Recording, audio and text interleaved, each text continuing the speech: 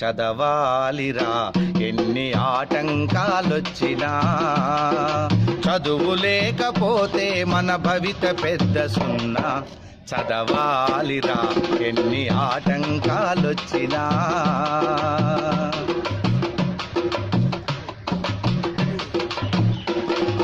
ఆలోచన పెరిగేది చదువు వల్లనే, వివేచన కలిగేది చదువు వల్లనే.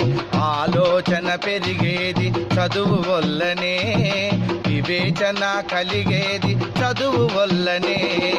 అందమైన ప్రకృతిలో ఆనందం చదువురా, అందమైన ప్రకృతిలో ఆనందం చదువురా.